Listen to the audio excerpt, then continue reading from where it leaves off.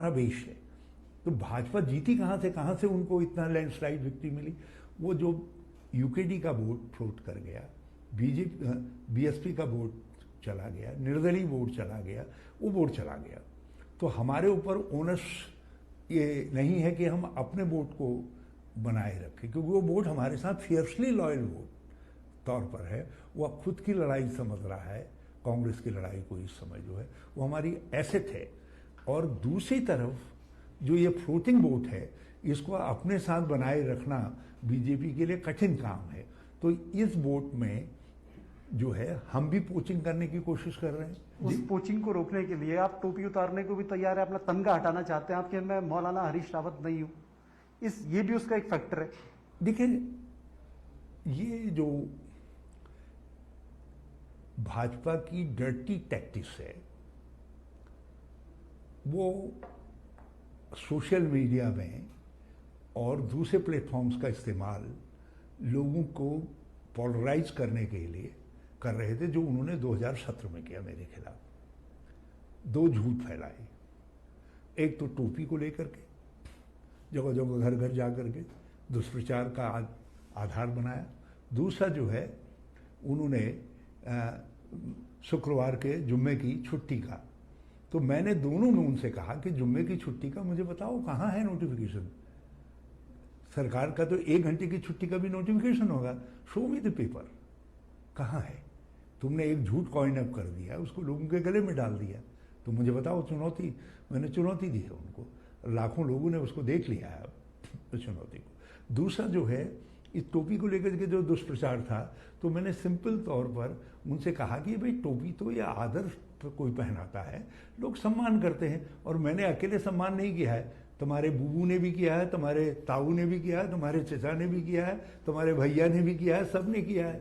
तो अब हालत यह है कि उनका कोई व्यक्ति यदि डाल रहा है उस, जैसे मैंने कल एक पोस्ट डाली कि मैं भजन कीर्तन करूंगा, तो उनका एक डर्टी टिक मास्टर ने नीचे मेरी वो टोपी लिखी, तो मेरे एक सहयोगी ने, होगा मेरा कोई प्रशंसक, उसने फट से डाला और उसमें राजनाथ सिंह का दिखलाया, कहा तुम्हारे ये ताऊ जी जो है, या अपने ताऊ जी को बताओ ये क्या क्या है करके। तो वो उसके बाद भाग गया, उसने प्लेटफॉर्म छोड़ दिया। राहुल जी, ये तमाम मुद्दे तो हैं ही। बीजेपी ने अपने यूथ विधायक को 45 साल के पुष्कर धामी को कमान सौंपी है, और ये नारा भी दिया है साथ साथ कि यूथ सीएम 60+ सीट का। ये बातें विधानसभा चुनाव में भी मुद्दा बनेंगी। आप कांग्रेस का फेस हैं, करीब करीब दुगनी एज करीब 72 के आसपास पे आप हैं, इसको कैसे क्रॉस करेंगे? ये मुद्दा बनेगा चुनाव में। भाजपा ने रिलेटिवली एक यंग मैन को पहले चीफ मिनिस्टर बनाया और फिर कह दिया ये तो डंप करने लायक है, उसको डंप कर दिया। फिर दूसरे यंग मैन को लाए, उस बेचारा जब तक सीएम क्या है उसको पढ़ पाते तब तक वो भी डंप हो गया। और श्री पुष्कर सिंह धामी भी, इनका भी जो है मिरेकुलस स्केप है, इनको भी डंप। वो जब विद्रोह होने लग गया था तो ये चौथे की भी चर्चा होने लग गई थी, भाई कोई मूंछों वाला बगैर मूंछों वाला छांटो करके, भाई चलाओ करके है? तो इसलिए लोगों की समझ में आ गया, भाजपा ने अपने कन्फ्यूजन के लिए एक चीफ मिनिस्टर दिया है जिसके पास एक्सपीरियंस नहीं है, और उनके पास अपनी योग्यता दिखाने के लिए कोई समय भी नहीं है।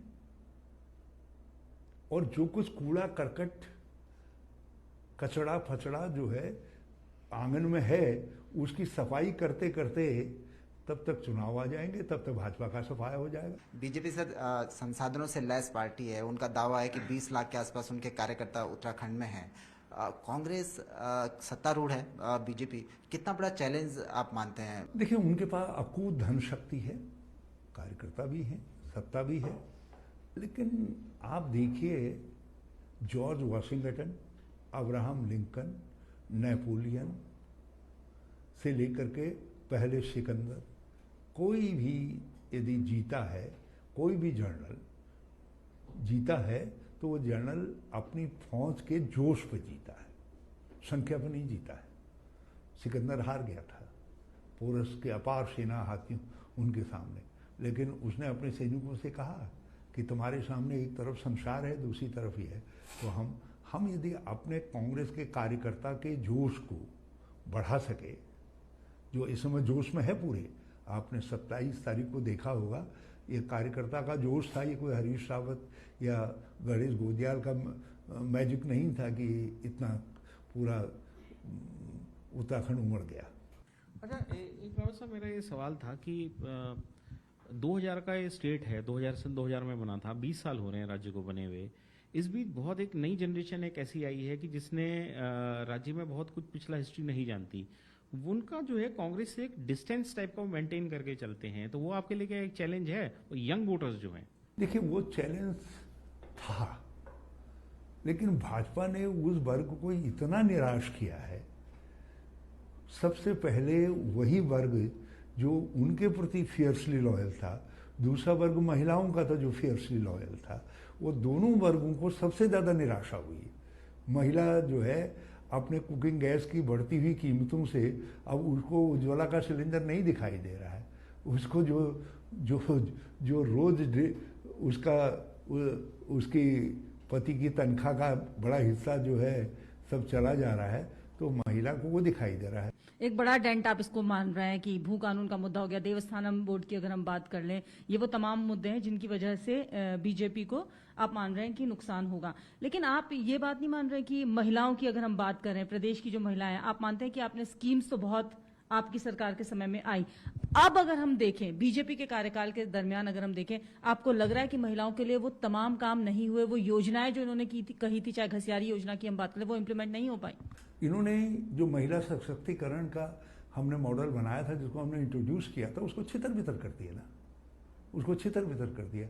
और तो छोड़ो, जो पहले से ही संगठित महिलाएं थी, आंगनवाड़ी, भोजन माताएं, आशाएं आदि, जिनकी आशाओं को मैंने कुछ जल चढ़ा करके थोड़ा बहुत जितना मेरे संसाधन थे जिंदा रखने का काम किया था, इन्होंने 4.5 साल में उनको सबको निराश कर दिया।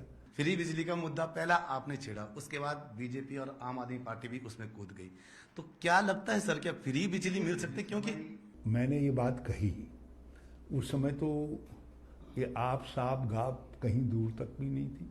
ये तो आप टहलते टहलते आ गए देहरादून में, जो है जैसे कनॉट प्लेस घूमने जा रहे हो। हाँ? तो मैंने उस समय इस आधार पर इस बात को कहा कि मैंने 14 घंटा मिलने वाली बिजली को 24 घंटे में बदला। पहले बड़ी फ्लिकरिंग बिजली आती थी, वो वोल्टेज कम रहता था, दूर दराज के एरियाज में तो पीली बिजली आती थी, चमकीली बिजली का जाती नहीं थी। मैंने सिस्टम को इतना रोबोस्ट बनाया, इतना बढ़िया बनाया, दूर दूर तक मैंने 2220 केवी के और 110 केवी के, 400 केवी तक के स्टेशंस बना करके श्रीनगर जैसे और दूसरी जगहों पर जो है लगा करके मैंने सारे सिस्टम को रिस्ट्रेंथन किया। और उस सिस्टम के सुधार के जरिए मैंने देश के अंदर सबसे सस्ती बिजली देने का वादा किया, और आज भी हमारी बिजली सबसे सस्ती है और दिल्ली की बिजली सबसे महंगी है।